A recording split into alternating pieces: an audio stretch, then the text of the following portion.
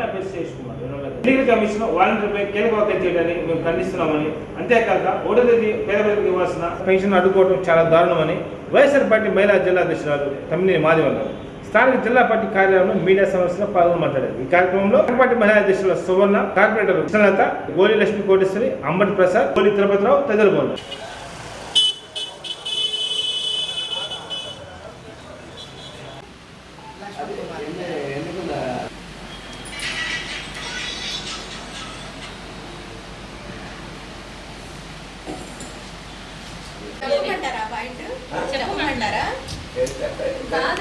ముఖ్యంగా ఈ సమావేశం ఈ రోజున ఏర్పాటు చేయడానికి ముఖ్య కారణం, ఈ రోజున ఎన్నికల కమిషన్ ఏదైతే ఉందో అది వాలంటీర్ల మీద ఒక కీలక అభిప్రాయాన్ని వ్యక్తం చేయడం జరిగింది. దానిలో భాగంగా ఏదైతే తెలుగుదేశం పార్టీ మొదటి నుంచి కూడా వాలంటీర్ వ్యవస్థని వ్యతిరేకిస్తూ వస్తూ ఉంది. మరి వ్యతిరేకిస్తూ వస్తూ వాలంటీర్ వ్యవస్థ కనుక జనంలోకి వెళ్ళిపోయింది కాబట్టి ఆ వాలంటీర్ వ్యవస్థ ఎన్నికల్లో కనుక ప్రచారం చేసి పనిచేసినట్లయితే ఓటమి తథ్యం అనే భయంతో వాళ్ళు ఈ రోజున సిటిజన్స్ డెమోక్రసీ ఫోరం తరఫున కేసు వేయడం జరిగింది. ఎన్నికల కమిషన్కి ఫిర్యాదు చేయడం జరిగింది. దానిలో భాగంగా ఆ ఫోరంని ఏదైతే మనకి ఇంతకుముందు గత ఎన్నికల్లో ఎన్నికల అధికారిగా మాజీ ఎన్నికల అధికారిగా పనిచేశారో నిమ్మగడ్డ రమేష్ గారు అలాగే వల్లారామయ్య గారు వీళ్ళు కలిసి ఆ కేసులు వేయడం జరిగింది. మరి దానికి ప్రధాన కారణం ప్రజలందరికీ తెలిసిన విషయం. ఎందుకంటే ఈ సంస్థ వెనక ఉన్నది చంద్రబాబు గారు అనేది. మరి చంద్రబాబు గారు తను ఈ సంస్థను అడ్డం పెట్టుకొని మరి వాలంటీర్ల మీద వాళ్ళని ఎట్టి పరిస్థితుల్లోనూ ఎన్నికలకు సంబంధించి విధుల్లోకి కానివ్వండి, లేకపోతే ప్రజలకు సేవ చేసే వాళ్ళ డ్యూటీ ఏదైతే ఉందో దాన్ని వారించేదానికి ఈ రోజున ఆ విధంగా కమిషన్కి ఫిర్యాదు చేయడం, వాళ్ళ నుంచి ఆ కీలకమైన తీర్పు ఈరోజు ఎన్నికల కమిషన్ ఇవ్వడం జరిగింది. వాళ్ళని ఎట్టి పరిస్థితుల్లో విధుల్లో పాల్గొనకూడదు అని. ముఖ్యంగా మేము ఒకటి అడుగుతా ఉన్నామండి, జగనన్న ఏదైతే ప్రతిష్టాత్మకంగా ఈ రోజున వాలంటీర్ వ్యవస్థ తీసుకొచ్చి ప్రతి పథకాన్ని కూడా పేద ప్రజలు ఎవరైతే ఉన్నారో వాళ్ళకి అందుబాటులోకి తీసుకొచ్చి ఆ సంక్షేమ ఫలాలని పేద ప్రజలకు అందించే దాంట్లో ఈ వాలంటీర్ వ్యవస్థ పనిచేసింది. వాళ్ళు ఒక పార్టీగా ప్రతిపక్షాలు చూస్తున్నాయేమో కానీ జనం అయితే వాళ్ళ సొంత మనుషుల్లాగా చూస్తూ ఉన్నారు వాలంటీర్లని. మరి అటువంటి వాలంటీర్ వ్యవస్థని అందులో ఏదైతే ఈ రేపు 1వ తారీఖు పెన్షన్స్ ఇవ్వాల్సిన పని వాలంటీర్ బాధ్యత, మరి దాన్ని అడ్డుకున్నారు ఈ రోజున ఎన్నికల కమిషన్ ద్వారా. ఏదైతే ఆ ఎన్నికల కమిషన్ ద్వారా ఈ వాలంటీర్లను అడ్డుకున్నారో ఆ పెన్షన్దారులు, అవ్వాతాతలు అంటే వృద్ధులు, అలాగే వికలాంగులు, దీర్ఘకాలికంగా వ్యాధులున్న వ్యక్తులకి పెన్షన్ అందించడం జరుగుతూ ఉంది వాలంటీర్లు.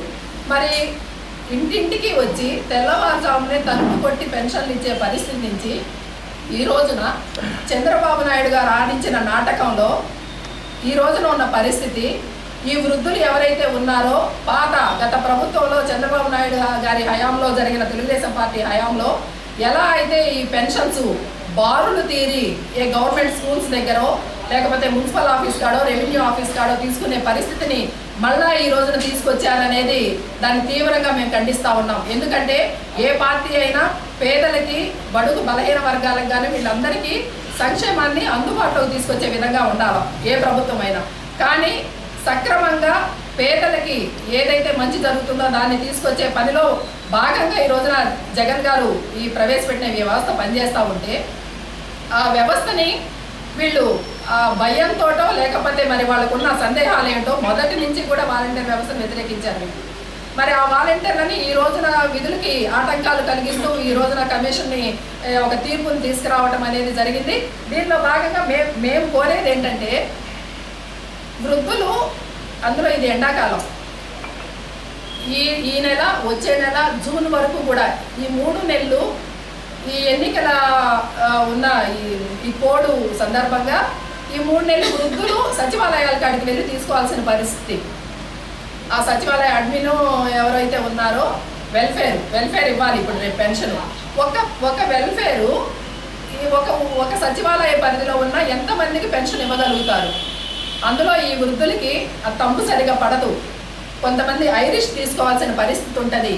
మరి పొద్దున్న నుంచి మొదలు పెట్టుకొని సాయంత్రం దాకా వాలంటీర్ అంటే ఇంటికి వెళ్ళి ఇస్తూ ఉన్నాడు. కానీ ఈ సచివాలయాల్లో ఉన్న ఈ వెల్ఫేర్లు వాళ్ళ డ్యూటీ ప్రకారం చేసి వెళ్లాల్సిన పరిస్థితి. మరి ఈ డ్యూటీలోనే వీళ్ళందరికీ ఇవ్వగలుగుతారా అనేది కూడా ఎన్నికల కమిషన్ ఆలోచించాల్సిందిగా మేము కోరుతా ఉన్నాం.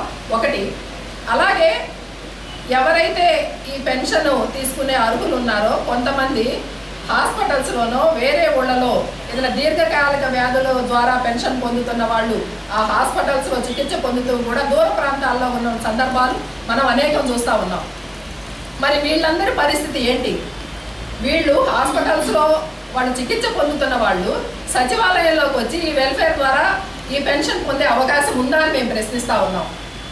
అంటే ఈ వ్యవస్థని చిన్నాభిన్నం చేసి ఈ వృద్ధుల్ని, వికలాంగుల్ని, వీళ్ళందరినీ కూడా ఇబ్బంది పెట్టే దిశగా ఈ రోజున తెలుగుదేశం పార్టీ, అలాగే చంద్రబాబు నాయుడు గారు, తర్వాత ఈ ఎవరైతే ఎన్నికల మాజీ అధికారి నిమ్మగడ్డ రమేష్ గారు కానివ్వండి, వీళ్ళందరూ కూడా ఒక కుట్రపూరితంగా వ్యవహరించారు అనేది వాస్తవం.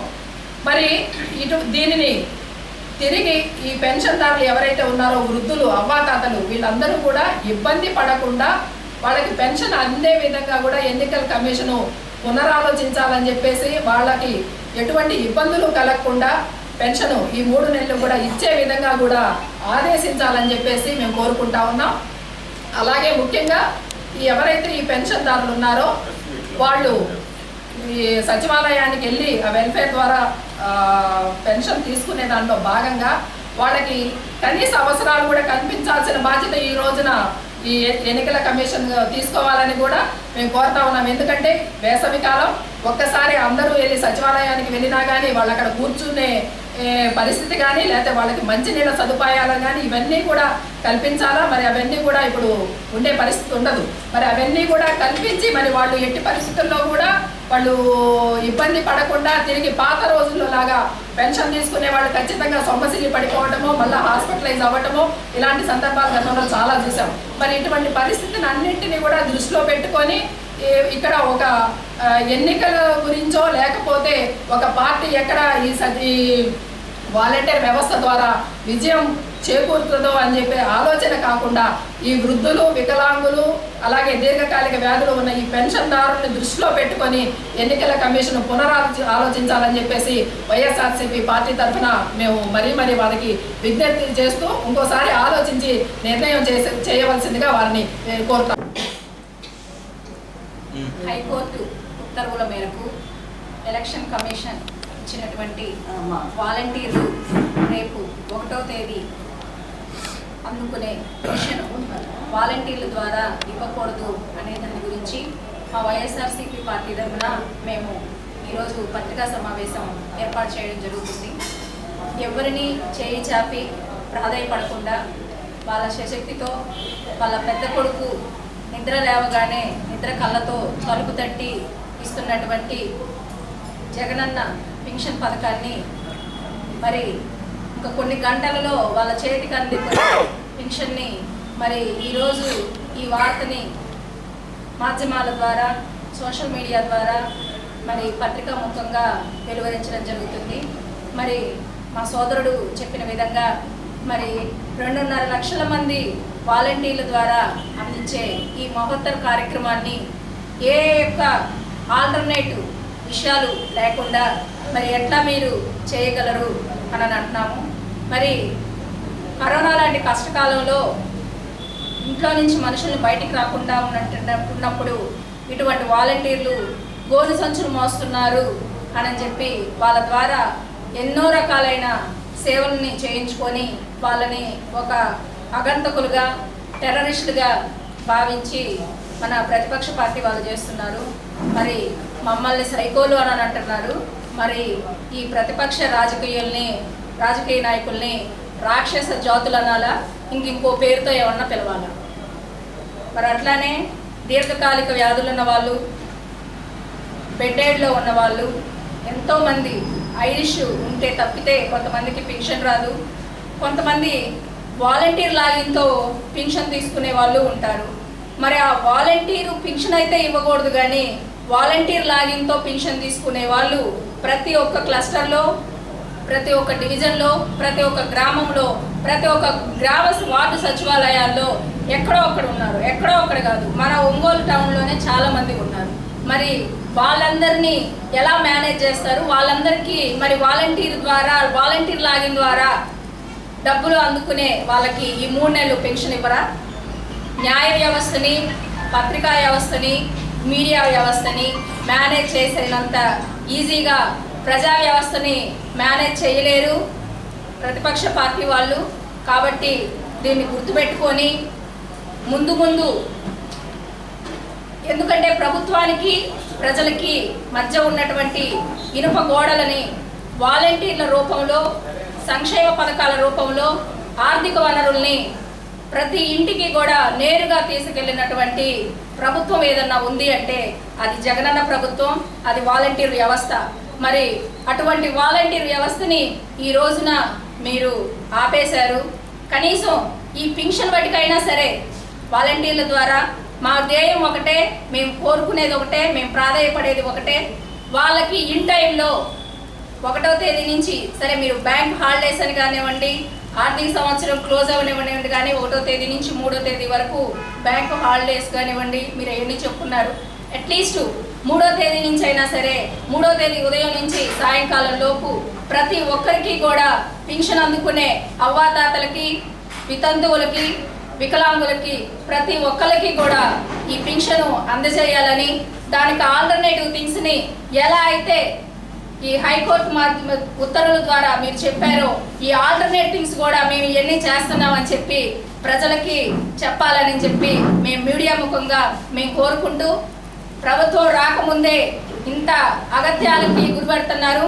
నిజంగా వెలుతురు ఉండాలంటే సూర్యుడు ఉండాలి, అట్లాగే గాలి ఊపిరాడాలంటే గాలి ఉండాలి. మరి ఈ పెత్తందారుల నుండి మనల్ని కాపాడడానికి నిజంగా మన జగనన్న ప్రభుత్వం ఉండాలి అని చెప్పి ప్రజలందరూ కూడా దీన్ని చూసి ఇప్పటికైనా సరే మనం మేల్కొని మన జగనన్న ప్రభుత్వాన్ని మనం మళ్ళీ సుస్థిరంగా ఏర్పాటు చేసుకోవాలని చెప్పి మనం చేసుకుంటూ ప్రజలందరినీ కూడా దీన్ని గమనించాలని చెప్పి మనస్ఫూర్తి. అందరికీ నమస్కారం, మీడియా మిత్రులందరికీ నమస్కారం.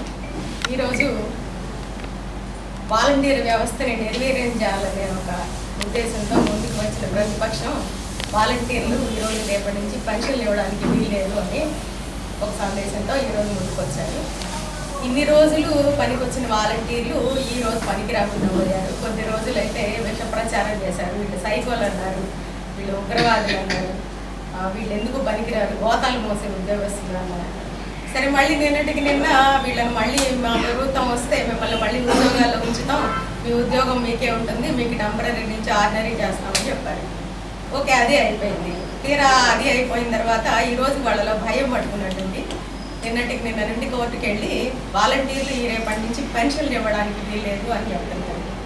పెన్షన్లు ఇవ్వడానికి వీలు లేకపోతే ముసలి వాళ్ళంతా ఎదురు చూస్తున్నారు, 1వ తారీఖు ఎప్పుడు వస్తుందా, జగనన్న పెన్షన్ ఎప్పుడు తీసుకుందామా అని. ముఖ్యంగా మైనారిటీలు ఎక్కువ ఉన్న ఏరియా మాది కనుక పవిత్ర రంజాన్ మాసంలో వాళ్ళందరూ పెన్షన్ కోసం ఎదురు చూస్తున్నారు. కదలలేని వాళ్ళు ఉన్నారు, లేవలేని వాళ్ళు ఉన్నారు, స్ట్రక్చర్ మీద ఉన్న వాళ్ళు ఉన్నారు, ఒక్కొక్కళ్ళని వాళ్ళు సహాయంతో వీల్ చైర్లో తీసుకొచ్చే వాళ్ళు కూడా ఉన్నారు.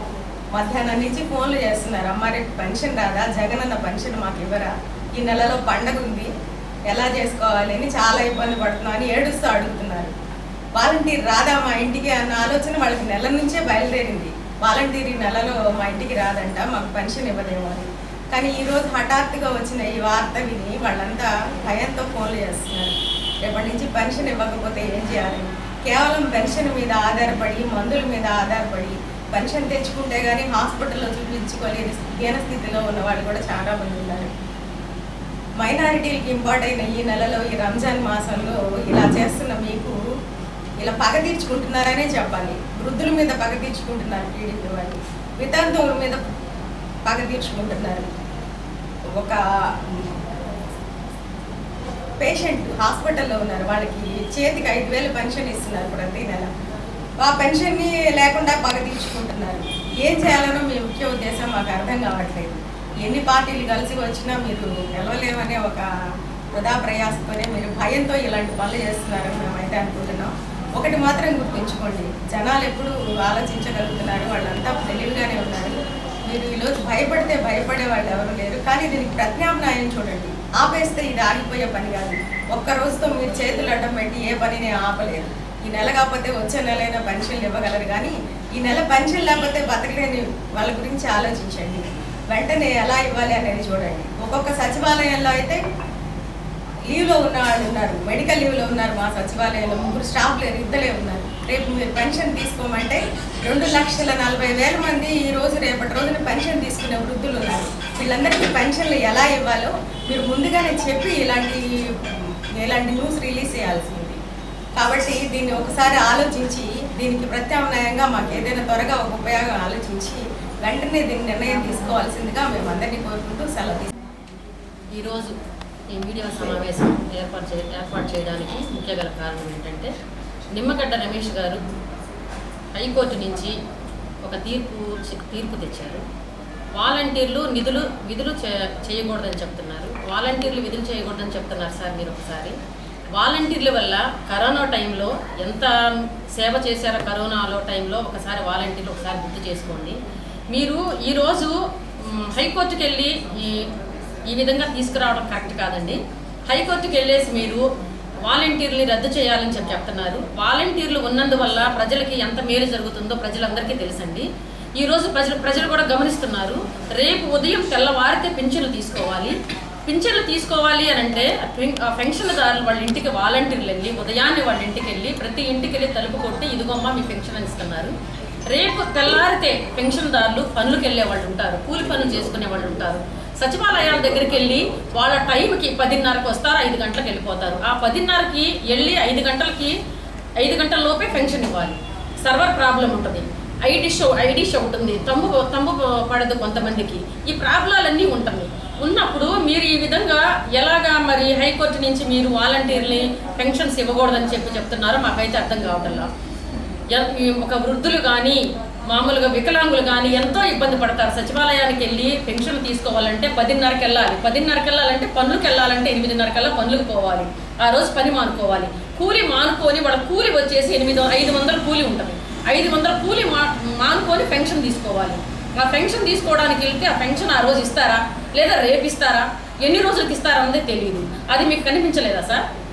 మీరు చంద్రబాబు నాయుడు గారు గెలవాలి, చంద్రబాబు నాయుడు గారు వీళ్ళు వాలంటీర్లు వెళ్ళి పెన్షన్లు ఇచ్చారనుకో, అదే విధుల్లోకి వెళ్తే వాళ్ళ కార్యక్రమాలన్నీ సక్రమంగా జరుగుతాయి అని చెప్పేసి మీరు భయం కొద్దీ హైకోర్టుకి వెళ్ళి మీరు ఈ విధంగా తీసుకురావడం అదైతే కరెక్ట్ కాదండి. నమస్కారం.